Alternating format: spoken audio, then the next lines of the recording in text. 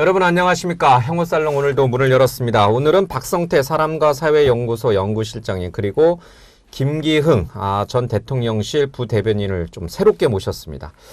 아이스 아메리카노와 제로콜라가 있습니다. 이게 뭘 연상시키는 건지 우리 눈치 빠른 시청자분들은 금방 알을 건데, 그러나 우리는 그 테이블과는 구조가 좀 다릅니다. 굉장히 수평적 구조로 이렇게 돼 있고, 이쪽이 2명 앉고 앵커가 여기 1명 앉는 구조는 아닙니다. 예.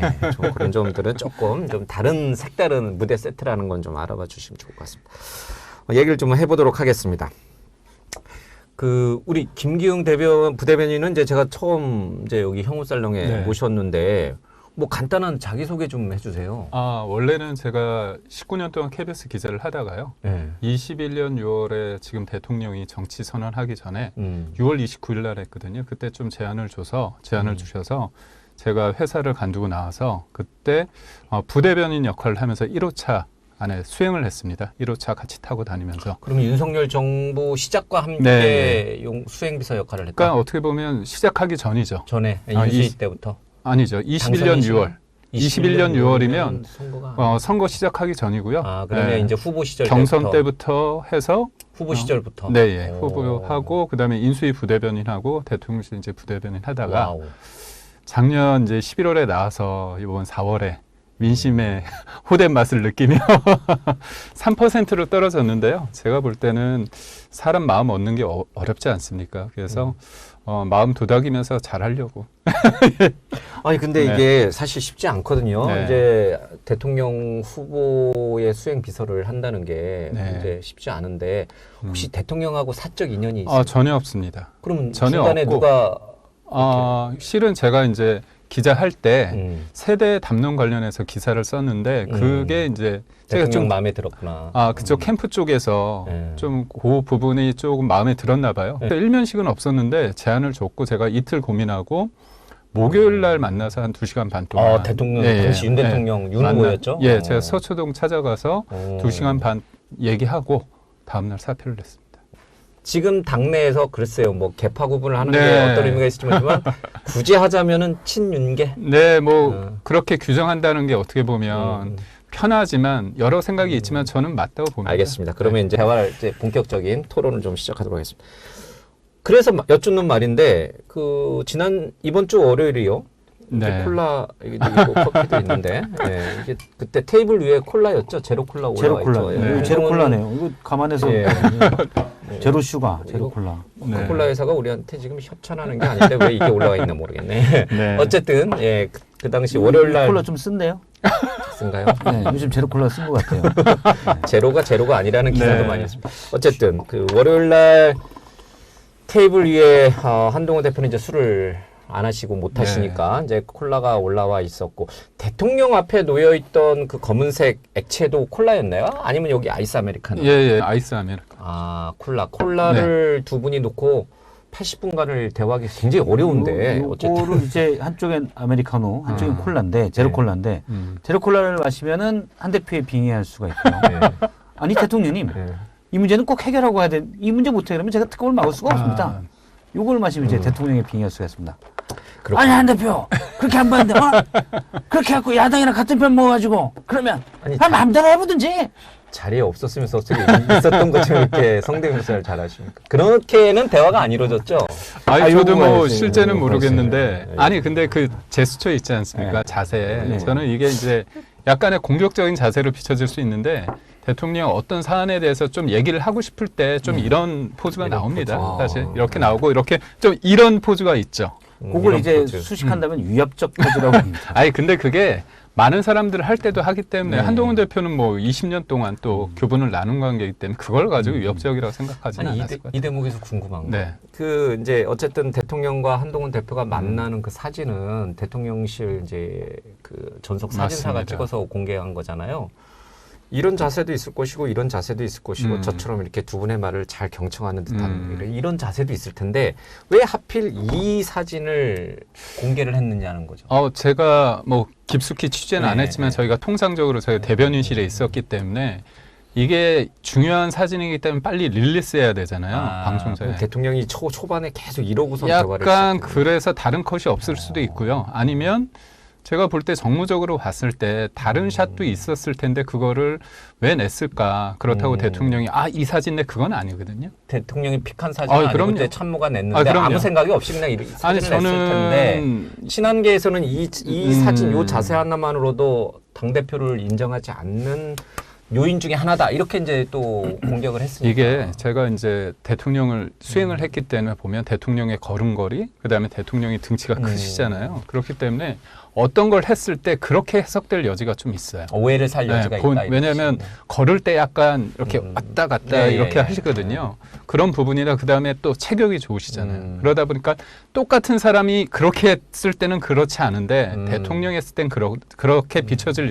여지가 있다. 그러니까 한동훈 대표를 뭔가 훈계하려는 그런 자세로 이렇게 한 게 아니고 그냥 평소에 어떤 대화나 이런 걸 할 때 나오는 손동작 습관에 불과한데 이렇게 얘기를 많이 하세요. 이런 쪽으로 뭔가 이제 사실 그렇지 않습니까? 한동훈 대표는 공개적으로 얘기를 많이 했잖아요. 그래서 경청도 하겠지만 이거에 대해서 접점을 하려면 내 얘기를 또 해야 되는 거잖아요. 그런 관점에서 제가 볼 때 약간의 제가 볼 때는 내가 이런 사안에 대해서는 이렇게 말하고 싶다의 어떤 시동을 거는 단계의 어떤 그런 거다. 이제 한동훈 대표를 뭐 훈계하려고 했던 자세는 아니다. 굳이 이런 부분들에 대해 저희 세 명 다 방송 마찬가지고 김기영 대변인도 마찬가지고 방송 계시고 앵커님도 방송에 있었지만 사실은 방송보다도 이 사진 한 장이 갖고 있는 임팩트가 크잖아요. 그렇죠. 그래서 실제 방송에서도 맞습니다. 중요한 건 사진을 가지고 쓰기도 하거든요.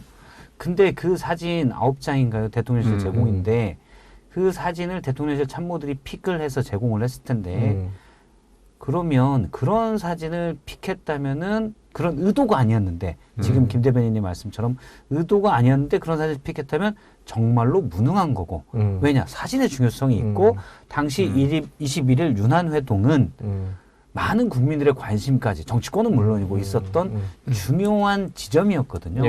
그 지점을 설명하는 이미지 사진이 그런 사진이었다. 근데 그런 의도가 없이 했다면 정말로 무능한 사람들이어서 이 사람들은 다 교체의 대상이고 만약에 그게 의도했다. 역시 마찬가지로 무능한 겁니다. 왜냐하면 여당 대표와 대통령 간의 갈등이 있는 것으로 다 국민들이 알고 있고 사실 그게 사실인데 그걸 여지없이 드러내서 국민들을 불안하게 했잖아요. 제가 볼 때는 사실은 아마 대통령실 참모들 그 사진을 픽할 때 계속 대통령에게 어떻게 보면 반항을 하는 한동훈 대표, 더군다나 대통령실 인적 쇄신까지 얘기했잖아요. 기분이 나쁘겠죠. 인간적으로 기분이 나쁠 것도 같아요. 나 쇄신하라고 참모들이 볼 때는. 그래서 그런 사진을 억지로 골라서 모욕 주기를 했는데 파장이 커지니까 당시 테이블부터 다시 뭐 그런 의도는 아니었다. 이렇게 또 말을 좀 바꿔요. 그래서 말을 바꾼다기보다는 뭐 그 의도가 아니었다고 부연 설명을 좀 하고 있는 거죠. 그러니까 원탁 거예요, 결국은. 원탁 테이블을 한동훈 대표 측에서는 원했는데 왜 원탁 테이블을 하지 않고 이렇게 정진석 실장하고 두 사람이 앉고 이제 대통령은 이제 맞은편에 있었는가? 이것도 그러면 그냥 우연에 그냥 그렇게 그날 어떤 뭐 환경이나 이런 것들이 그냥 그래서 그렇게 된 건가? 아니면은 말씀하신 대로 어떤 의미가 있는 그런 테이블 구성 배치였는가? 사실 뭐 통상적으로 라운드 테이블이 가지는 어떤 의미가 있지 않습니까? 수평적 관계를 대승적. 상징하죠. 그렇기 때문에 그게 있었으면 더 좋았을 거라고 전 봐요. 그런데 그게 아니었기 때문에 이어지는 여러 가지가 이제 종합적으로 이어지면서 결국은 당대표를 대접한 게 아닌가 그렇게 나오는 부분에 대해서 저는 대통령실이 좀 더 다음에 이런 걸 할 때 굳이 그런 것까지 할 필요는 없다. 그렇게 생각을 하고 다만 그건 있습니다. 협상이란 표현은 그렇지만 만났을 때 본인이 요구하는 것들이 몇 가지 있잖아요. 그런 부분에 대해서 한동훈 대표나 아니면 한동훈 대표 주변 분들이 모든 게 빈손이다. 이루어진 게 없다. 홀대 받았다. 이렇게 딱 정하면 안 되거든요. 저는 개인적으로. 왜 그러냐. 저도 이제 부부싸움을 할 때 보면 내가 미안해 했는데 뭐가 미안해? 이러면 안 되잖아요. 그러니까 뭔가 접점을 찾기 위해서 상대가 뭐라고 얘기했을 때 그거를 적극적으로 해석을 해서 뭔가 이 사람의 행동을 실제로 옮길 수 있는 그런 의미 부여도 필요해요. 예를 들면 한동훈 대표가 진짜 여사의 공개 일정 중에서 외교 일정, 순방 일정 그런 것까지 하지 말라. 아예 일체 모든 것들을 하지 말라. 그거였냐. 근데 한동훈 대표 측에 있는 김종혁 최고위원 같은 경우도 그런 것까지는 아니다. 그렇게 얘기를 했거든요. 예, 예. 그러니까 결국은 그렇다면 대통령이 자제하고 있는데 더 자제하면 자제하겠다. 그 얘기를 했잖아요. 예. 그렇다면 그거를 저 같으면 적극적으로 해석해서 활동 중지는 아니지만 이런 부분에 성과가 있다는 것도 할 수 있는 거였어요. 근데 그런 거에 대해서 이제 완전히 아무것도 되지 않았다. 그러면서 뭐라고 또 말씀하셨냐면 뭔가 각색을 하고 yes, o, no로 대답해라. 이렇게 또 이렇게 측근의 예. 워딩으로 나왔잖아요. 그런 부분에 있어서는 조금 저는 좀 아쉽다. 아쉽다. 네. 근데 뭐 아쉬워하실 수 있는데 문제는 그 장소, 사진 한 장, 테이블 놓고 대통령 이렇게 계시고 정진석 비서실장과 한동훈 대표가 마치 벌 받는 사람처럼 있고 저는 그 장면도 세 사람의 그 모습도 못 쓰지만 그 장소 아니 우리나라 세계 10위 국가예요. 거기에 의전설 1위 대통령, 의전설 7위 여당 대표 그리고 서열은 모르겠지만 사실은 실질적인 권력 2인자라고 하는 비서실장 이 세 명이 만나는 자리인데 그리고 그건 허물없이 그냥 만나는 게 아니라 정말 중요한 왜냐하면 갈등 국면이 컸기 때문에 정말 중요한 대통령과 여당 대표의 만남 자리인데 예. 이 장소가 그냥 초라해요. 배경도 그렇고 장소도 그렇고 뭐 테이블부터 그렇고 이 사진 한 장이 주는 이미지 그거는 한동훈 대표를 대통령실이 한동훈 대표를 맞이하는 자세를 그대로 보여준 거고 저는 거기에 대해서 일단 국민에 대해서 대통령실의 품격이 많이 떨어진 걸 보여줬다. 예. 그 의도는 알겠는데 예. 의도 자체에도 제가 동의하진 않지만 이 사진 한 장이 참 국민들이 느끼기에 자괴감을 느낀 것 같아요. 우리나라가 저런 나라야? 이런 느낌. 과거에는 제가 좀 찾아보고 들어올 걸 그랬네. 과거에 혹시 그 대통령과 여당 대표가 그렇게 만날 때 테이블이 뭐 어떤 라운드 테이블이었는지 제가 기억이 안 나네요, 전혀. 예전에 저도 뭐 어떤 제가 찾아보진 않는데 이 자세인지 보도에 모르겠네. 따르면 예전에 이명박 대통령이 박근혜 대표를 만난다거나 이럴 때도 대부분 라운드 테이블을 라운드 썼습니다. 테이블이었다. 예. 이거는 뭐 한번 이재명 예. 대표를 만날 때도 라운드 테이블이었고. 그러니까 제가 알기로는 이제 저번에 대통령과 이재명 대표 만났을 때는 좀 동그란 이었고 제가 기억하는 그 박근혜 당시 대표와 예. 이명박 대통령과는 좀 긴 라운드의 라운드 테이블이었다. 테이블이었습니다. 예. 근데 이게 좀 멀었습니다. 멀었습니다. 어쨌든 네. 뭐 대통령실에 원탁 테이블이 없어서 그 사각 테이블로 한 건 아닐 거고 네, 예, 어쨌든 예. 뭐 그런 부분까지도 좀 친한계에서와 또 대통령실에서는 좀 생각이 좀 다른 것 같습니다. 또 하나 궁금한 거는 그날 대통령은 이제 차담의 형태로 뭐 콜라를 마셨고 그렇긴 한데 근데 뭐 이왕이면은 뭐 밥 한 끼 네, 예. 그래서 이제 보내면 더 좋았을 법도 한데 어쨌든 차담회로 이제 끝났는데 문제는 그리고 나서 대통령은 추경호 원내대표를 비롯한 이제 이런 분들과 저녁을 하셨단 말이에요. 네. 그날 바로 다음 날도 아니고 바로 그날 그걸 또 이제 친한계는 굉장히 서운해해요. 꼭 그날 저녁에 이제 한동훈 대표를 만난 그날 저녁에 꼭 추경호 원내대표를 대통령이 만나야 될 긴박한 이유가 있었나요? 그러니까 뭐 제가 자꾸 이제 어떻게 보면 대통령과 대통령실을 디펜스하고 쉴드 친다 그런 얘기를 했습니다. 그럼요. 근데 제가 편하게 말씀드리겠습니다. 뭐냐면 대통령이 번개를 많이 하십니다.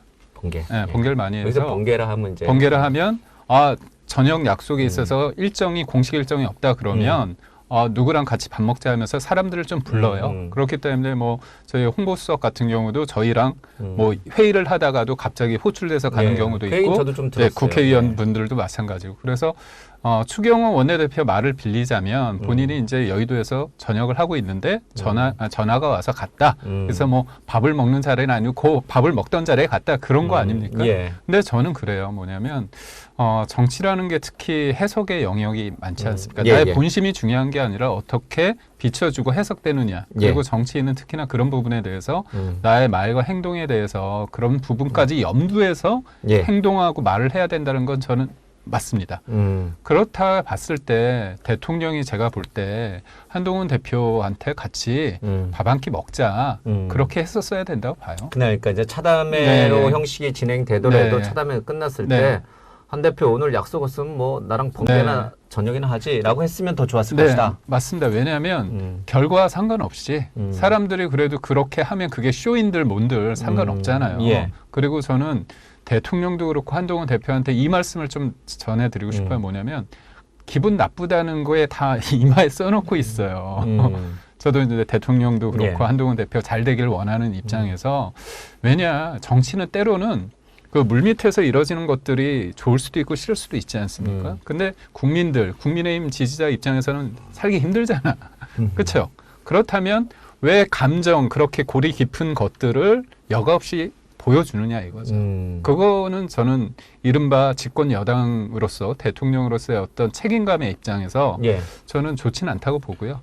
다만 이제 대통령실 입장에서는 그 전에 한동훈 대표가 이재명 대표의 어떤 여야 회담 제안을 3시간 만인가 이렇게 금방 한 부분에 대해서 이게 또 뭔가 시그널 아니냐 압박하는 거 아니냐 그런 생각을 했다는 거고 그리고 다음날 또 친한계 친한계 의원들을 만났을 때 근데 저는 그것도 번개 만찬이었죠. 번개 만찬이었는데 저는 그건 아쉬운 대목이 있습니다. 저는 한 대표님에게 제가 그냥 편하게 말씀드리자면 집권 여당 대표잖아요. 그렇다면 한 개파의 수장이 아니잖아요. 그러면 다음 날 공식적인 자리에서 아침 회의 때 내가 이런 부분에 대해서 느끼는 바가 있다면 그거를 공식적으로 얘기하면 더 공적인 어떤 자리에서 한 말이 예. 더 무게감이 있지 않았을까. 그렇다면 한동훈 대표가 서운하다고 해서 한 대표 측근들이 모여서 뭔가 세과시한다? 그런 예. 거 필요 없을 것 같습니다. 그러니까 말씀을 들어보니까 이 대통령과 한동훈 대표의 만남은 양쪽 다 만족하지는 못하는 것 같아요. 이쪽은 이쪽대로 불만족스러운 게 있고 저쪽은 저쪽대로 불만족스러운 게 이른바 있고. 친한계들의 얘기를 들어보면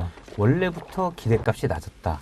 첫 번째는 그 저거라는 기대값이 거예요. 낮은데 왜 자꾸 독대하자고 그렇게 요청하냐. 저는 그래서 과거부터 이 자리에서도 이전부터 얘기했는데 최후 통첩을 위한 자리다. 자, 이거 결배선을 들어주세요. 위한 그렇죠. 최후 통첩의 자리다. 이거 들어주세요라고 얘기했는데 안 들어줄 게 거의 명약 관화하고 오케이 그럼 앞으로 제 방식대로 가겠습니다. 라는 하나의 변곡점이 필요한 거죠. 제가 이 자리에서도 이제 뭐 얼마 전에도 얘기했고 그렇게 얘기하는데 아마 그럴 것이다라고 얘기했고 실제 친한계도 그렇게 봤더라고요. 나중에 보니까 헤어질 결심을 하고 대통령을 그렇죠. 만나러 갔다는 얘기군요. 만약에 대통령이 그래 지금 보니까 너무 궁지에 몰렸는데 한 대표 말이 맞았어. 그러면 뭐 한 대표로서도 나쁠 게 없는 거고. 근데 그럴 가능성은 극히 낮았죠. 그걸 예상하고 만났대요. 그거는 첫 번째 원탁 테이블을 준비시켜달라고 했는데 안 된다고 며칠 전부터 통보가 왔었다고 그러더라고요. 그러면 대통령실은 이런 분위기구나라는 걸 친하게 눈치채고 있었다고 그러더라고요. 어쨌든 예상한 것보다도 더 나쁜 결과로 만났죠. 그런데 앞서 이제 식사 얘기를 하셨는데 여권 관계자들 얘기를 들어보면 그래요. 대통령 성정이 이제 뭐 얘기하다가 밥 때 되면 밥 먹자. 이게 기본이 나는 거죠. 근데 81분, 6시 15분에 회동이 끝났습니다. 이제 가라! 밥때가 됐는데. 밥때가 됐는데. 저희 어렸을 때 저희 집이 지방 중소도시긴 한데 시내 쪽이었거든요. 제 친구들도 그렇고 형 친구들도 많이 와요. 집에 쌀이 없어도 밥때 되면 밥은 먹여서 보내는 게 우리네 인지상정이에요. 지금 물론 밥은 못 먹고 그런 건 아니지만 한 대표가 굶고 다니는 건 아니지만 예. 밥때 될 때 보내는 건 우리나라의 정서가 예의가 아니다. 아니죠. 정서가. 제가 그만큼 대통령이 제가 듣는 여권 관계자 얘기로는 한 대표가 싫었다는 아니 거예요. 제가 그냥 이거는 뭐 대통령이 한동훈 대표를 어떻게 뭐 어떤 감정이다 그거는 국민들이 아실 거니까 거기에 대해서는 설명을 조금 줄이고 전 아쉬운 게 있어요. 한동훈 대표가 선거 이후에 대통령이 밥을 먹자고 그랬잖아요. 몇 번이나 공식적으로 기자회견에서도. 근데 응하지 안 했잖아요. 그랬나요? 응하지 않았죠. 그래서 그때 뭐 여러 모임을 했는데 끝내 이루어지지 않고 전당대회 전까지 밥자리가 여러 있었고 대통령이 기자들 질문에 이거에 대해서 자기는 뭐 언제든지 뭐 소통할 수 있는 관계다 그렇게 얘기했는데 한동훈 대표는 굳이 밥자리를 하지 않았고 그 이후에 뭐 밥자리보다는 뭐 토론을 하든 뭐 하든 뭐 그런 게 뭐 의미 있다 이런 식으로 또 얘기를 했었어요. 그때 밥을 먹으면서 그냥 밥만 먹으면 안 되잖아요. 아, 그럼요. 네, 그래서 네, 저는 뭐 밥을 되게, 먹었어야 된다고. 두 분이 이제 진지하게 얘기할 것도 밥자리를 빌어서 좀 부드럽게 얘기할 수 있는 기회가 되니까. 네. 근데 대통령은 그때 그러면 한동훈 대표에게 밥을 같이 먹자라고 제안한 것은 뭐 김건희 여사 문제를 비롯한 여러 가지 정치 현안 또는 여러 가지 민심을 가감없이 전달해라. 내가 밥 먹으면서 다 들을게. 그런 마음의 준비가 돼 있는 상태에서 밥자리를 제안한 건가요? 저는 그 당시에 이제 총선 이후에, 그러니까 총선 이후에 여러 가지 이제 대통령실도 그렇고, 저기 우리 국민의힘도 그렇고 어려운 상황이었잖아요. 그렇다면 이게 그 이후에 그거를 이제 비대위원장도 했고 총선을 이끌었고 그거에 대해서 뭐 책임이 누구한테 몇 퍼센트 있느냐 그걸 떠나서 그래도 한 번 정도 만나서 얘기를 허심탄회하게 여러 가지 얘기를 할 수 있는 거잖아요. 그런 관점에서 어떤 의도를 떠나서 만나다 보면 거기서 뭐 자연스럽게 오해도 풀릴 수 있고 그런데 저는 그 부분에 있어서 한동훈 대표가 왜 굳이 기자들이 수없이 질문을 했는데도 불구하고 그다음에 대통령이 공식적인 자리에서 기자 질문을 받고 나서도 먹자고 했는데 왜 굳이 안 하셨을까? 저는 그건 뭐 김기흥 대변인 말씀이 맞다고 봐요. 그러니까 최근에 있어서 유난 갈등이라는 국면에서 한동훈 대표가 얘기하는 주장하는 내용의 콘텐츠, 주장하는 바의 콘텐츠, 그러니까 예를 들어서 뭐 여사 문제에 대한 해결, 그리고 의정 갈등, 이런 문제, 의료 대란 문제에 대한 해법, 이거는 한동훈 대표가 국민의 눈높이와 더 가깝게 있다고 생각을 해요. 대통령과 대통령실은 그걸 거부하는 국면이고, 그래서 그 부분에 대해서 한동훈 대표가 맞다고 보는데 문제를 해결하려는 태도는 한동훈 대표도 전 똑같다고 봐요. 말씀하신 대로 어떤 설득하고 조정하는 과정인데, 뭐 예를 들어서 21일 날 회동을 하는데 그날 아침에 최고위원회에서 이재명 대표가 한 대표 우리도 만납시다라고 얘기를 합니다. 그리고 3시간 뒤에 박정화 비서실장이 흔쾌히 만나겠습니다라고 얘기를 해요. 그러면 그 전날 민주당이 동행명령장을 발부해가지고 민주당 의원들이 3명이 국회 직원들과 함께 관저까지 가서 여사 동행명령장을 실행하려고 했었는데 그러면 대통령이 기분 나쁠 법하죠. 그걸 뭐 인간적으로. 그런데 이재명 대표가 만나자는 거를 이따 오후에 대통령 만나기로 했는데 거기서 흔쾌히라는까지 표현을 써서 했어야 됐는지 그거는 두 가지 중에 하나죠. 정무 감각이 없든지 아니면 대통령을 억지로 이해는 이, 눈에는 눈. 그렇죠. 억지로 압박하려는 거였는지. 그러니까 한동훈 대표가 문제를 풀어가는 방식이 저는 잘못됐다고 생각을 해요. 내용은 맞지만 그런 건 왜 어디서 기인하냐? 둘 다 검사 출신이기 때문에 그래요. 알겠습니다. 검사는 칼싸움만 했거든요. 알겠습니다. 결과론적으로 한동훈 대표가 대통령에게 하고 싶었던 몇 가지 사안들이 있습니다. 거기에 대한 대통령실의 이제 얘기를 설명도 쭉 이제 언론에 보도가 됐는데, 뭐 김건희 여사 문제 관련해서 대외 활동을 좀 자제했으면 좋겠다. 대통령실의 반응은 지금도 김건희 여사는 대외 활동을 거의 안 한다. 최소화하고 있다. 그거는 니들이 말하는 대외활동 금지에 해당하니까 뭐 더 이상 들어줄 건 없지 않냐. 사실상 들어준 거다. 이제 이런 시각이에요. 그거는 어떻게 평가를 하세요? 대통령 말이 맞나요? 한동훈 대표는 김건희 여사 문제가 심각하다고 보고 있는 걸로 저는 알고 있습니다. 여권 관계자들에게 이른바 친한계 쪽의 얘기를 들어보면 제일 큰 건 법적인 문제예요. 일단 디올백 문제에서 많은 사람들이 이건 문제가 있지 않아? 조그만 파우치. 그렇죠. 라고 생각했는데 불기소 처분을 받았잖아요. 한동훈 대표는 검사 출신이에요. 그래서 법적으로 그런 게 상당히 제가 한동훈 대표 주변인들한테 얘기를 들어보면 그런 게 명확해요. 그러니까 검찰이 자신의 어떻게 보면 친정이고 고향인 검찰이 욕먹는 거는 참을 수가 없는 거예요. 검찰은 제대로 수사하려고 하는데, 그리고 한동훈 대표는 아마 본인도 예를 들어 조국 전 장관한테도 그랬고 이명박 박근혜 전 대통령에게도 그랬고 그냥 본인이 검사로서 했다고 생각해요. 그런데 현 정부 들어서 검찰총장 출신이 자신과 함께 검찰을 사랑했던 검찰총장 출신이 오히려 검찰을 욕보이고 있다는 이 현실이 싫은 거라고 제가 주변인한테 한번 들은 바가 있어요. 저는 그 말에 설득력 있는 것 같아요. 그래서 디올백 불기소 처분 그리고 도이치모터스 주가 조작 의혹에 대해서 얼마 전에 검찰이 불기소 처분했잖아요. 그 전에 한동훈 대표가 뭐라고 했냐면 국민이 납득할 만한 결과를 내놔야 할 것이다. 근데 못 내놨죠. 그런 부분들이 있기 때문에 그게 다 여사 관련된 문제잖아요. 한동훈 대표가 여사 문제를 빼고 갈 수는 없었을 거라고 생각을 해요. 근데 특히 법적인 문제로 들어가면 대통령실은 절대 받을 수가 없지요. 지금 한동훈 대표가 얘기했던 거는 명태균 씨 관련 의혹이 이제 좀 중심에 있는 것 같습니다. 아, 저 디올백이라든지 네, 도이치 외에 명태균 씨 네, 얘기를 더 염두에 두고 절차적인 협조를 저는 요구한 거다. 그렇게 생각이 되고요. 그 관점에서 볼 때 지금 창원지검에서 아직 뭐, 예, 예. 네, 창원지검에서 이제 수사를 하고 있는데 그런 과정 속에서 이제 저희는 뭐냐 집권 여당이고 그렇다면 공식적인 수사 주체는 뭐냐 검찰이잖아요, 경찰하고. 그리고 그 공수처라는 조직도 있고 그렇다면 이 부분에서 수사하고 있는 내용에 대해서 보고 이 부분에서 미진하면 그 다음에 넘어가는 게 이제 특검이나 그런 거잖아요. 그렇기 예. 때문에 이 부분에 대해서는 해야 되고 진행되고 있으니까 봐달라는 거고 또 자기와 명태균 씨의 관계에 대해서 뭐라고 얘기했냐면 예전엔 관계가 있었는데 좀 이상해서 예. 내가 뭐 잘났다고 표현했나요? 뭐 끊었다, 끊었다는 표현을 하고 그러나 여사님은 계속 했다 맞습니다. 이야기했죠. 그러니까 이게 저도 뭐 대선도 뛰고 총선도 뛰었지만 어떤 사람과의 관계에 있어서 의례적인 멘트를 좀 해줄 때는 있습니다. 그러니까 그 부분에 대해서 또 대통령의 워딩을 빌리자면 여사 입장에서는 박절하지 못해서 매정하지 못해서 그런 거에 대해서 하고 제가 드리고 싶은 말이 뭐냐.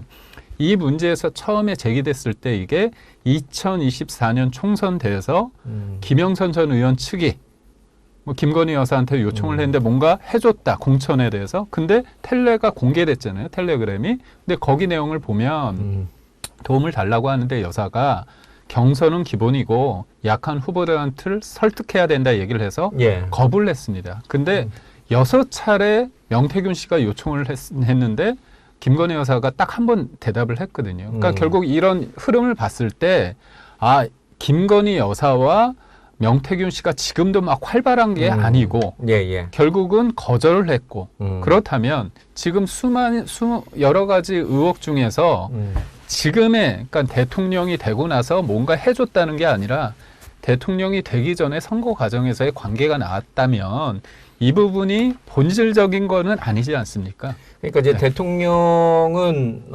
본인은 명태균 씨와 선거가 끝난 이후에 아주 단호하게 딱 끊었지만 김건희 여사는 박절하게 그렇게 못하고 이렇게 소소하게 계속 연락을 주고받은 것 같다더라. 그 정도 수준에 불과한 것이지 무슨 김건희 여사가 공천에 개입하고 뭐 후보들 이렇게 공천 위치를 지역을 바꾸고 뭐 그런 건 절대 아니다. 이렇게 지금 대통령은 완곡하게 표현한 거죠. 네.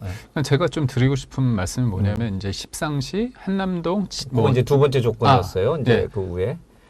지금 말씀드릴까요? 그러니까 제가 어떻게 보면 선거 때도 있었고 대통령실에서 있었기 때문에 좀 말씀을 드리자면 이른바 젊은 행정관들이 뭔가 호가호위한다 그런 얘기를 한 사람이 있었잖아요. 김대남 전 행정관이. 예. 그거는 이 상황을 좀 구체적으로 봤을 때 일정을 할 때 제일 중요한 게 저희가 대통령실이 뭔가 대선 후보가 잘 할 때 제일 중요한 게 뭐냐. 일정, 메시지, 수행입니다. 예. 저는 수행을 했었고 일정 담당이 실무진인데 계속 후보하고 논의를 해요. 메시지도 마찬가지입니다.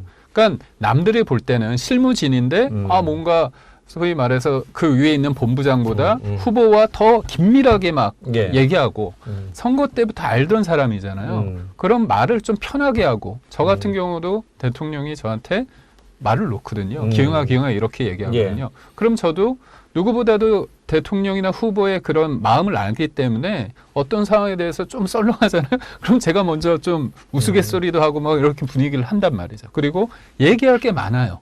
선거 때부터 고생을 했기 때문에 어디 가면 뭐 했고 그런 과정이 제3자가 봤을 때 뭔가 측근처럼 보인다. 측근처럼 보이거나 쟤 뭐 좀 십상시처럼 보이고 나대는 거 아니야? 이런 얘기를 들을 수 있다는 거죠. 그래서 저는 그렇게 십상시라고 딱 프레임을 놓는 순간 문제가 있다고 야당에서는 당연하게 생각하는 거 아닙니까? 그리고 한남동 라인이라는 것도 저는 그분들 중에서 여러 가지 한동훈 대표 측에서 볼 때 문제가 있다고 한다면 그거를 좀 더 구체적으로 얘기하면 대통령이 보고 나서 문제가 있으면 당연히 하겠죠. 근데 대통령 입장에서는 뭔가 카더라 정도나 그런 것들 위주로 돼 있으니까 뭔가 근데 언론 보도를 보면은 그날 한동훈 대표는 그 8명의 이름을 하나하나 다 호명을 하면서 이 사람이 그냥 카더라가 아니라 이 사람이 뭐 때문에 어떤 역할을 해서 그게 문제가 있으니 이 사람을 바꾸시오 라는 식으로 구체적으로 그 사람의 잘못을 지적했다라는 얘기가 있던데. 전체를 다 구체적으로 지적했는지 모르겠지만은 예. 일단 8명을 다 일일이 거론했습니다. 그러면은 거기에 뭐 어떤 식으로든 이유가 좀 들어갔겠죠. 근데 윤석열 대통령이 당시 이제 관계자가 통해서 얘기한 바에 따르면은 뭐 비서실장과 정무수석을 통해서 소상히 구체적으로 잘못한 점을 보고를 하면 보고 판단하겠다 이렇게 했잖아요. 그래서 아주 자세한 것 같진 않아요. 근데 일단 김기영 대변인 말씀에 반박을 하면 구체적으로 뭘 잘못했냐. 근거가 있습니다. 지난번에 양정철 비서실장, 박영선 총리설이 나왔을 때 당시 대통령실의 수장인, 사실 기관장인 대통령실장이에요.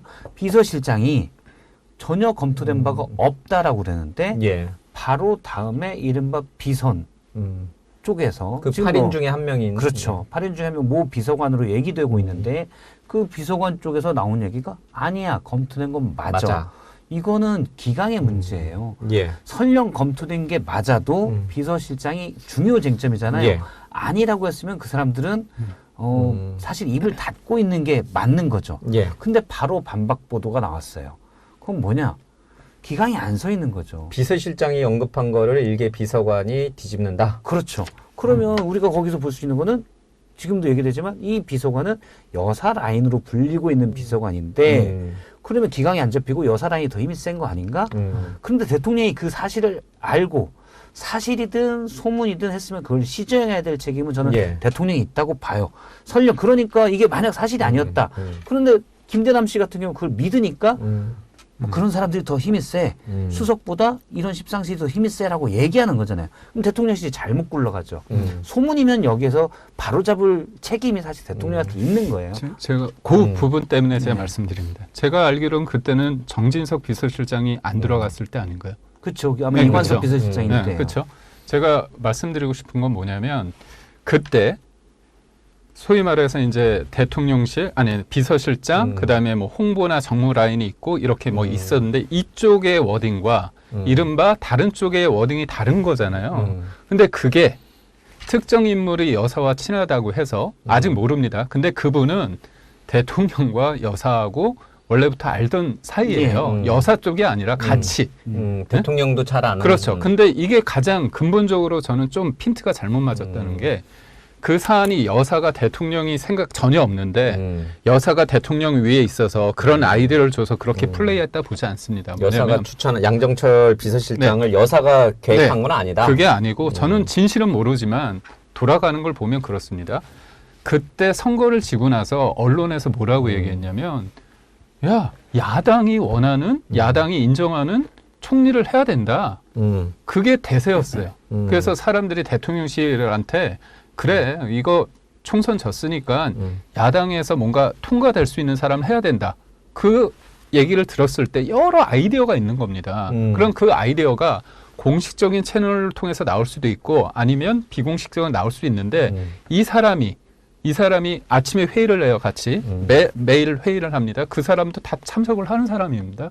그렇다면 어떤 대통령실의 분위기를 전할 때 요 사람들만 얘기하고 이 사람들은 전혀 얘기 안 하느냐. 물론 공식적인 라인에서 아니라고 했는데 이쪽이 얘기했다는 거는 저는 문제가 있다고 봐요. 예. 근데 이게 곧 여사의 생각이고 여사 라인이다. 여사 라인이 움직였다. 이렇게 얘기하는 건 좀 다르다는 거죠. 그러니까 결국 마지막으로 한 말씀 드리자면 대통령이 어떤 생각하는지는 몰라요. 하지만 대통령 입장에서는 국무총리를 야당에서 추천할 수 있는 사람. 그렇다면 예전에 자기가 대통령은 다 인정할 건 인정해야 되는 게 뭐냐면 민주당과 관계가 나쁘지 않았습니다. 그렇다면 그쪽에 인적인 사람들과 관계 맺음을 하고 있어요. 그렇다면 야당 쪽의 인사 중에서 여러 사람을 생각할 수 있는 거예요. 김부겸도 생각할 수도 있고 박영선도 생각할 수 있어요. 그런 생각 속에서 그날 기사가 나왔는데 그런 그 이른바 비서실장과 홍보 정무가 아니라고 해서 이 사람들 얘기한 거는 전부 여사 무조건 생각이냐? 여사 생각이라고 얘기하는 거는 저는 아니다라고. 네, 물론 비서관이기 때문에 대통령 라인이겠죠, 기본적으로는. 네. 근데 대통령실 직원들이 중요한 건 그렇게 생각하고 있다는 거예요.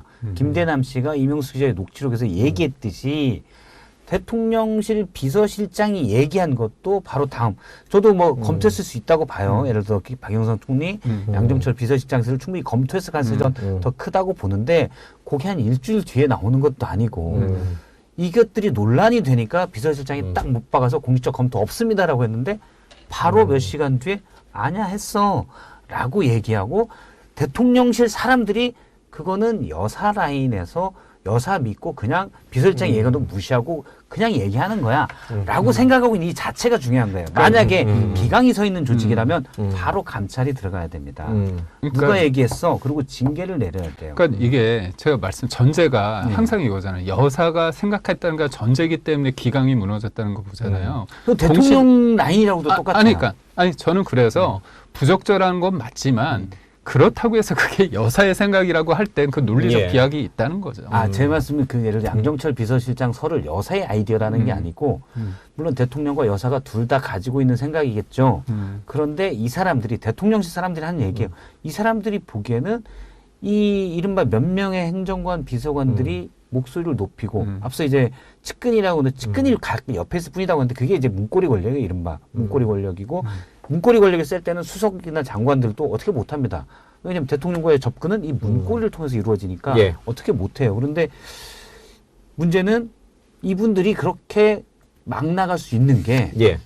여사를 믿고 하고 있다라고 대통령실 사람들이 생각하고 있다는 거예요. 그러니까 지금 실질적으로 김건희 여사가 어느 정도 국정에 개입하고 있고 국정 운영에 관여하고 있는가 그 부분을 놓고 한동훈 대표 쪽이랑 네. 대통령실 쪽의 의견은 아주 상충적인 것 같아요.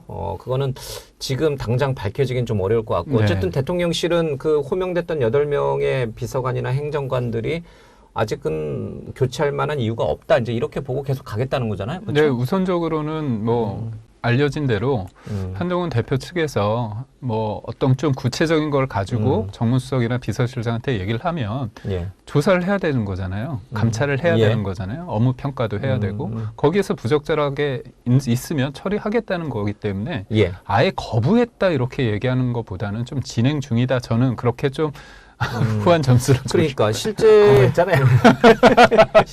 김건희 여사가 뭐 어느 정도 국정 운영에 개입했는지 안 했는지를 확인하기는 어렵습니다. 네. 어려운데 글쎄요. 명태균 씨 문제가 조금 더 강제 수사가 진행이 된다든지 아니면 명태균 씨가 자꾸 이제 겁박을 하고 있는데 뭐 문자를 더 공개할 수 있다 이렇게 얘기하고 있는데 그런 내용들이 좀 더 공개가 되면 정말 김건희 여사가 어느 네. 정도 또 명태균 씨랑 대통령과의 관계가 어느 정도인지 그런 것들이 대통령실의 해명처럼 딱 그 정도 수준인지 아니면 정말 그 정도 수준을 넘어서는 정말 김건희 여사가 국정에 깊숙이 개입하는 명태균 씨 말에 따라서 그렇게 한 거라면 그걸 수행하는 역할을 했던 행정관들이나 비서관들은 말씀하신 대로 문고리 권력으로서 뭔가 문제가 있다는 게 이제 검증이 되니까. 네. 그래서 자연스럽게 얘기를 명태균 씨로 좀 가져오면 예.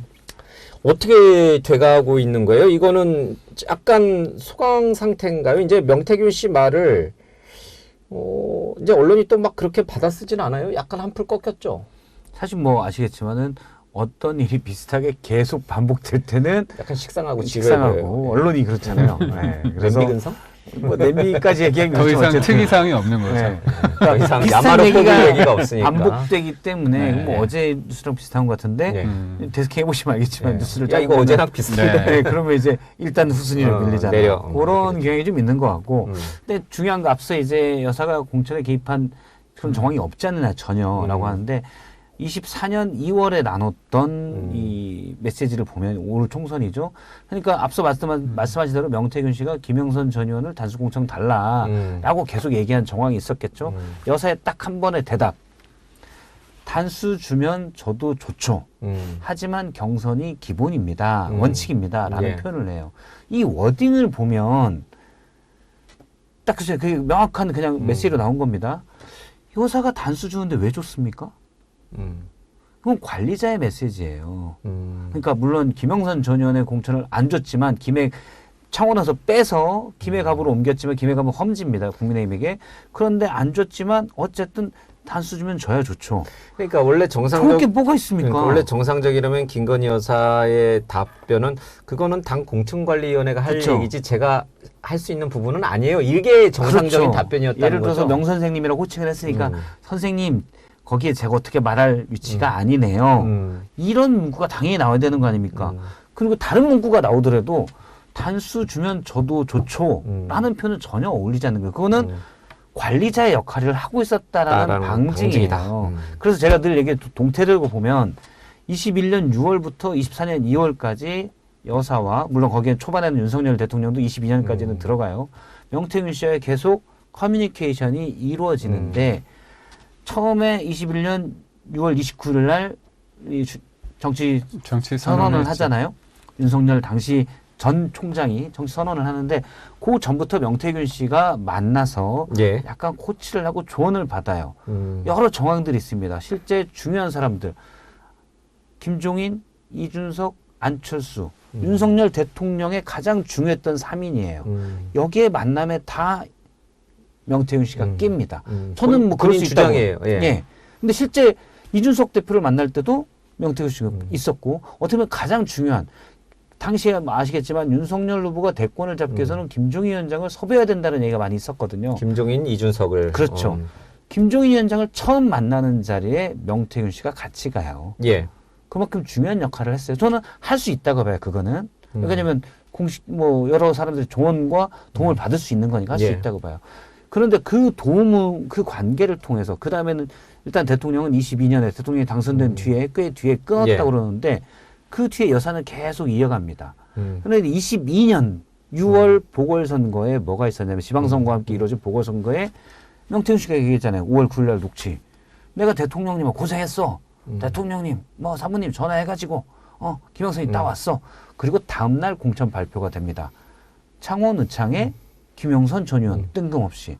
그렇기 때문에 그건 여사의 도움이 있었다고 보는 거고 그리고 22년 11월에 앙코르와트에 가는 건데 그 아세안 정상회의가 캄보디아에서 열렸는데 대부분의 배우자 프로그램에 따라서 대부분 다른 정상들의 배우자는 앙코르와트였는데 여사는 안 갔어요. 예, 예. 그거에 대해서도 어떻게 보면 더 심장병 어린이 거기 소년에 가서 더 좋았다라는 평가가 당시에 있었는데 명태균 씨가 그 전에 얘기를 했다는 거 아니에요. 강혜경 씨가 이제 그렇게 들어서 전했죠. 예.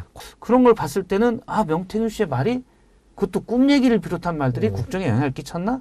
라는 의혹을 갖게 되고 그 다음 쭉쭉쭉 이어져서 이제 24년 2월이 단수 주면 져야 좋죠. 이렇게 됩니다. 그러니까 초반에는 상당한 영향력이 있었고 공천도 22년 6월에는 줬다. 이건 김영선 전 의원 녹취에도 있습니다. 내가 명태균 덕에 의원이 됐다. 도의적으로 예를 들어 여론조사 비용에 내가 책임이 있지. 이런 녹취가 있어요. 22년 9월에 엘리자베스 여왕 조문을 안 한 거에 대해서는 그런 소문이 있다라고 지라시가 있는 걸 여사가 보냅니다. 명태균 씨한테. 명태균 씨가 별의별 뭐 무슨 소문으로 끝내는군요. 책임 소재를 피하기 위해서 네. 뭐 이런 식으로 얘기를 해요. 물론 헛소리 하는군요. 라는 것처럼 명태균 씨가 얘기하는 것 같은데 실제 조문을 안 갔기 때문에 의혹이 있는 거죠. 아니, 제가 알겠습니다. 말씀드리겠습니다. 예. 제가 거기 갔었거든요. 네. 순방에 따라갔었는데 그때 영국에. 교통 때문에 그렇다고 다 알려지지 않았습니까? 예. 공식적으로는 그렇게 알려져 있었죠. 아니 그 교통 체증 때문에 그랬다는 거는 뭐 그때 걸어서 얼마나 밀렸는지를 보면 되는 거잖아요. 그러니까 그리고 또 여사가 명태균 씨한테 텔레를 보낸 게 이런 이상한 소문이 있으니까 그렇다면 보내니까 이 사람이 우리가 이런 거 들켰네요. 이렇게 반응이 보이는 게 아니잖아요. 그러니까 문제 이게 황당하다는 듯이 얘기한 거 아닙니까? 그러니까 저는 이게 실은 제가 21년 6월 달에 대통령 그 제안을 받고 제 회사를 관둘 때 뭐가 있었냐면 엑스파일이 있었어요. 무슨 엑스파일. 그러니까 누구에 대한 김건희 여사 엑스파일이 장성철 소장이 있었습니다. 당시에 공개한 그 엑스파일의 기본적인 게 뭐냐. 김건희 여사가 줄리를 하는 거였습니다. 그 야당에서 그 당시 여당이죠. 문재인 정부. 주장창 계속 울고 먹었습니다. 아니잖아요. 그러니까 이게 지금 야당이 공격하는 포인트가 있습니다. 김건희 여사를 이상한 사람으로 만드는 거야 계속. 뭔가 주술적이 뭐가 하고 뭐 그런데 근거가 저는 그렇고 저는 역으로 그렇게 믿고 싶은 건지 묻고 싶어요. 야당이 그런 주술적인 행위에 대해서 실질적으로 영향을 끼친다고 보는 건가요? 아니 저는 도리어 예. 지나치게 야당이 그런 걸 믿고 있는 것 같아요. 저는 그러니까 제가 잠시만 더 말씀을 드리자면 뭐냐면 김건희 여사가 그때 캄보디아 갔을 때 단독 일정을 한 거 있지 않습니까? 그걸 가지고 뭐라고 했습니까? 빈곤 포르노라고 공격했잖아요. 저한테 그때 뭐라고 얘기했냐면 막 그걸 잘 찍기 위해서 반사판하고 막 그렇다는 거예요. 조명 설치했다고. 그거에 대해서 사과 안 하잖아요.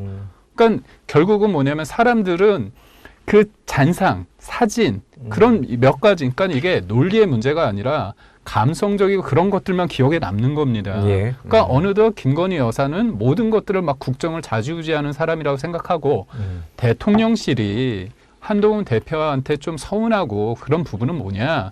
야당이 아주 전략적으로 하는 부분이 있어요. 이걸 공격 포인트로. 예. 그렇다면 때로는 맞서 싸우고 때로는 인정할 거에서 접점을 찾으면 좋은데 지금 뭐 십상시드 한남동 라인이든 다 하면 지금 이건 기정사실화가 된 거예요. 그 부분에 대해서 대통령실이 좀 서운함이 있고 받아들이기 힘든 게 있고요. 또 하나는 뭐냐면 한동훈 대표께서 얘기하는 부분이 있습니다. 11월에 예. 사법 리스크가 있는데 우리가 이 부분을 잘 정리하고 가야 된다. 전 공감해요. 근데 그 해결한 사법 리스크. 그렇죠. 네. 사법 리스크가 악재가 있을 때 그 온전하게 우리한테 반등의 기회로 삼으려면 우리가 이 김건희 여사 문제를 정리해야 된다. 저는 공감한다 하는데 문제는 너무 이 부분을 강력하게 얘기하고 빠르게 얘기하다 보면 분란이 나지 않습니까? 예. 그러다 보면 사람들은 사법 리스크, 이재명 대표의 사법 리스크에 관심이 없고 여기에 매몰되는 겁니다. 여당의 분란만 그렇죠. 이제 자꾸 제가 눈에 보인다. 일주일 동안 이제 제 패널 하면 이 부분만 얘기하고 있어요. 그렇다면 한동훈 대표가 생각하는 그 전략에 맞지 않는 거잖아요. 그렇다면 제가 한동훈 대표가 뭐라고 얘기했냐면 선거 이후에 잘못을 바로잡는 노력은 배신이 아니라 용기다. 저는 그 부분에 동의해요. 그러면서 뭐라고 얘기했냐. 정교해지기 위해 시간을 가지고 공부하고 성찰하겠다 얘기했습니다. 정교한 게 중요한 거예요. 한동훈 여당 대표는 문제를 제기하는 입장이 아니라 문제를 풀어가는 국정 운영의 한 축입니다. 예. 근데 이 부분에 있어서 저는 본인의 의도나 저도 동의하는 부분이 있지만 방식이 좀 지나치게 거칠다. 그러다 보니까 회동 이후에 그 얘기도 했잖아요. 대통령실에 각색하고 있다. 예스, 노로 대답해라. 예. 그건 아니잖아요. 그러니까 지금 우리 김기흥 부대변인 말씀은 한동훈 대표가 지금 해야 할 일은 김건희 여사 문제를 자꾸 꺼내서 분란을 일으킬 게 아니라 자꾸 사람들의 시선을 여당의 분열에다가 자꾸 초점을 맞추도록 할 게 아니라 네. 이재명 대표를 공격하고 야당을 공격하고 야당의 공격을 막아내고 뭐 이런 역할을 좀 해줘야 되는데 네. 오히려 거꾸로 야당처럼 더 여당의 분열만 부추기는 그런 일을 하고 있다. 저는 한동훈 대표의 선의를 믿습니다. 그리고 그게 필요해요. 예. 근데 문제는 대통령이 변하고 대통령실이 변할 때 운신의 폭이 있어야 되는 겁니다. 예. 지금의 상황이 어떻게 비춰지냐면 대통령은 불통의 이미지가 계속 쌓이는 거예요. 예. 그러면 이게 그 인과관계를 좀 먼저 선후관계를 좀 따져봐야 될 것 같습니다. 그러면 한동훈 대표는 왜 야당을 공격하고 여당의 그 분열이나 이런 거를 부추기지 말고 야당을 공격하는데 이 화력을 모아야 되는데 한동훈 대표는 왜 자꾸 이 여당의 분란이 일어날 일들만 하고 말만 하고 다니는가? 그래서 대통령 지지율이 이렇게 바닥으로 떨어진 건가? 아니면 거꾸로 대통령 지지율이 너무 바닥이고 지금 이대로는 도저히 다음 대선이라든지 다가오는 지방선거에 승리할 가능성이 없으니까 그 원인을 찾다 보니까 지금 대통령이 잘못하고 있네. 김건희 여사가 잘못하고 있네. 그러려면은 지금 야당의 공격도 매섭지만 먼저 우리 내부 집안 정리부터 좀 깔끔하게 해서 국민한테 다시 신뢰를 받아야 뭐 야당이 공격을 하는 걸 내가 막아내든 뭐든 할 거 아니냐 이런 생각을 하느냐는 거예요. 그러니까 제 말씀은 그건 명확해요. 뭐가 선후관계라는 거예요. 한동훈 명확해요. 대표가 여당 내 적전 분열을 일으켜가지고 지금 계속 대통령 지지율이 떨어지는 건지 거꾸로 대통령 지지율이 떨어졌으니까 한동훈 대표가 여당의 이 문제를 자꾸 해소하기 위해서 이렇게 자꾸 하고 있는 것이죠. 어느 게 맞냐는 거예요. 후자가 먼저죠. 예. 대통령 지지율이 낮고 국민이 예. 김건희 여사에 대해서 의심을 갖고 있으니까 한동훈 대표가 저러는 거다. 그렇습니다. 그러니까 김기흥 대변인이 말씀하신 한동훈 대표가 문제를 풀어가는 방식이 상당히 거칠고 오히려 반동, 튕김만 일으킨다. 전 그 지적도 맞다고 봐요. 솔직히 한동훈 대표도 못해요. 그런 면에.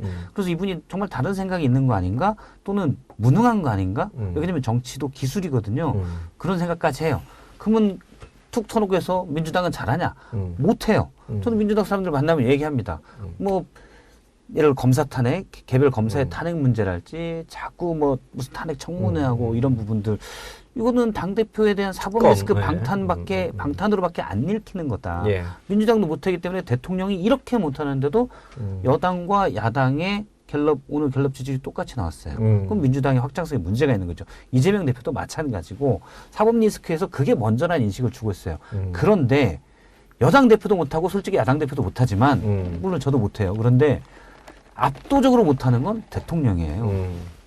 여사의 문제, 예를 들어서 주가 조작 의혹에 대해서 23억의 이익이 나는데 물론 추정이익이에요. 하지만 증권거래소가 이상매매 심리 분석을 통해서 내놓은 자료예요. 왜 추정이익이냐? 제대로 자료를 다 안 줬기 때문에 추정이익이고 여러 가지를 보면 갖고 있는 주식을 팔았을 때 조금의 분량이 추정이지 거의 규모는 흡사할 거로 보입니다. 자료를 다 주면 추정이익이 아니라 명확한 이익을 계산할 수 있겠죠. 검찰이. 그런데 23억 이익을 받는데 피해자. 이게 검찰의 불기소 논리예요. 그다음에 의혹 있는 몇 가지 부분들에 대해서는 나도 솔직히 왜 그런 얘기가 나왔는지 잘 모르겠다. 어느 국민이 이걸 납득할 수 있겠습니까? 그러니까 여기가 먼저인 거예요. 왜냐면 말씀하신 대로 한동훈 대표도 잘 못하고 한동훈 대표도 잘 못하고 이재명 대표도 잘 못하는데 실제 권력과 결정권을 가지고 있는 대통령이 월등히 못해요. 그렇기 때문에 이 문제를 먼저 풀지 않으면 안 되는 거예요. 한동훈 대표는 특히 더 그렇죠. 그래서 얘기할 수밖에 없는 거예요. 놔두면 국민들의 저걸 어떻게 놔둬? 물어보는데 어떻게 생각하세요? 아니 저는 그 부분에 일정 부분 동의합니다. 사실 보면 조금 큰 부분 동의해 주세요. 아니, 그러니까 제가 앞서 말씀드렸죠. 저는 예전부터 뭐 패널 나올 때 김건희 여사의 어떤 사과가 필요하고 어떤 일정에 있어서 자제가 필요하다 생각을 하고 있어요. 근데 이제 이게 그 명품백 관련해서 사람들이 다 알지 않습니까? 다 받은 거 부적절하고 그거는 잘못을 저는 인정해야 된다고 봐요. 근데 이제 그 나머지 부분에 있어서 법적인 부분과 도덕적으로 윤리적인 부분은 좀 다르지 않습니까? 그런 부분에 있어서는 좀 달리 봐야 된다는 거고 그런 관점에서 저희는 표현이 그렇지만 저희가 윤석열 정부, 윤 대통령이 문재인 정부의 검찰총장 출신입니다. 보수가 진짜 절실하기 때문에 문재인 정부의 검찰총장을 데려와서 정권 교체한 거예요. 되게 절실해서 그런 겁니다.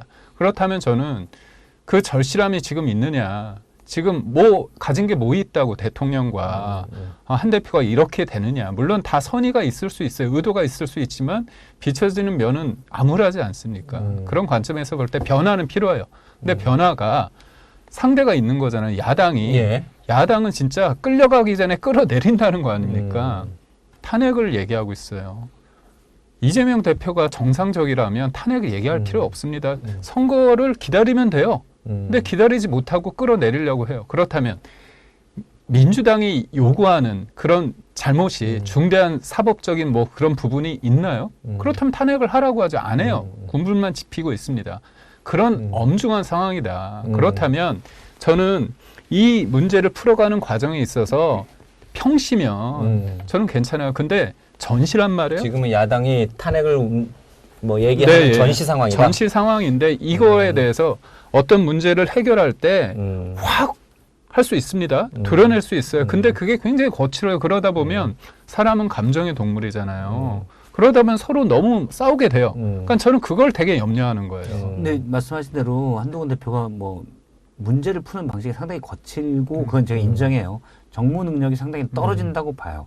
그거는 검사 출신이기 때문에 그 검사의 그 DNA가 너무 강하기 때문이라고 보는데 그런데 예를 들어서 김건희 여사 특검 물론 민주당이 지난번에 냈던 방안도 8개 그러니까 관련된 의혹들을 다 집어넣었어요. 8개를 넣어서 했고 이번엔 13개입니다. 명태균도 넣는다는 명태균 넣어서 더 들어갔습니다. 민주당도 전 과도하다고 생각을 해요. 그런데 그때 8개 의혹을 넣었을 때 제기했을 때 4명의 이탈표가 있잖아요. 친한계 얘기들 들어보면은 이 4명이 친한계가 아니라는 거예요. 지금 여러분 2번 만찬을 때 물어봤겠죠.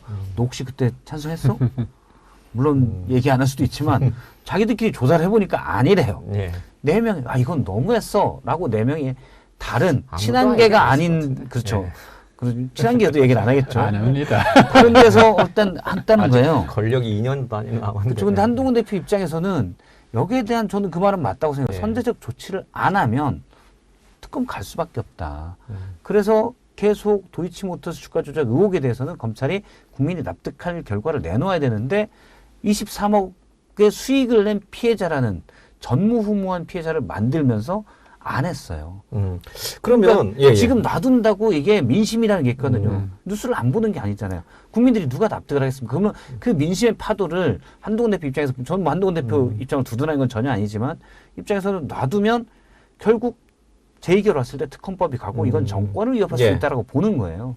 알겠습니다. 약간 흐름이 조금 튀일 수는 있는데 뭐 말씀을 하셨으니까 그러면 지금 대통령실이나 친윤계에서는 한동훈 대표가 친한계 의원들, 뭐 친한계 의원들이라고 해봐야 사실은 지난 총선에서 이제 당 대표로서 비례를 줬던 분들 위주예요. 뭐 현역 지역구 의원들보다는 비례 의원들인데 어쨌든 그 뭐 한 20여 명 또는 뭐 세를 더 불려나간다고 계속 얘기를 하니까 좀 대통령실이나 친윤계에서는 한동훈 대표가 한계 의원들, 비례대표 의원들 중심으로 한 친한계 의원들을 모아서 민주당이 발의하는 특검법, 김건희 여사 관련 특검법을 처리할 수도 있겠다.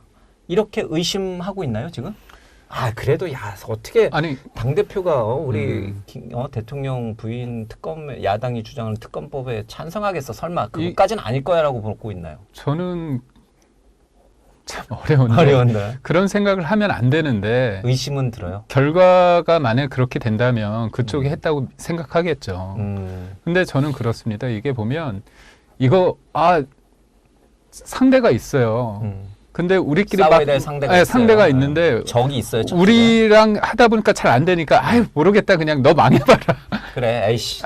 그런데 저는 그러지 않다고 봅니다. 왜냐하면 그렇게 안 할 거다. 안 할 거다. 왜냐 지금 정권이 무너지게 되는 만약에 안 좋은 상황이 되면 특검으로 가면 특검이 됐을 때 모든 것들을 이제 확장해가지고 결국은 대통령을 끌어내리고자 하는 어떤 정략적인 부분이 있는데 그러면 한동훈 대표한테도 미래가 없고요. 그다음에 여기에 있는 사람들, 그러니까 제가 앞서 말씀드렸잖아요. 우리 가진 게 별로 없어요. 가진 게 없는데 그거 가지고 왜 그런지 좀 모르겠어요. 냉정하게. 가진 게 없다는 말은 잘못됐습니다. 대통령 권력이 아직도 2년반이 남은데 가진 게 없다면 어떡합니까? 어쨌든 그러지는 않을 거다. 그래서 저는 그런 가능성을 제기하거나 그런 것들을 계속 뭔가 이렇게 분위기를 지피는 행동들을 상대가 오해할 수 있는 여지의 그런 말들을 하지 말아야 된다. 저는 그렇게. 저는 두 분류로 얘기를 할 수가 있을 것 같은데 첫 번째는 아마 국민의힘 의원들이나 현재 그다음에 아주 고관여층에서는 국민의힘에 대해서 애정을 많이 가지고 있는 이른바 보수 정권 재창출해야 된다고 하시는 분들은 그 고민이 있을 것 같아요. 지금 윤석열 대통령의 국정 운영 방식 또 그 결과가 어떻게 보면 참담한데 이대로 놔두는 게 맞느냐. 자, 그러면 이게 정권 재창출에 도움이 되느냐. 그렇죠? 자, 민주당이 특검 공세를 하는데 이걸 막더라도 그러면 이렇게 그냥 가는 게 정권 재창출에 도움이 될까? 좀 더 축약해서 하면 한동훈 대표 입장에서 보면 한동훈 대표는 어쨌든 국민의힘의 현재 유력 대선 주자 중에 한 명이죠. 그런데 이거를 그냥 따라가는 게 한동훈 대표가 하는 보수 정권 재창출에 유리할까?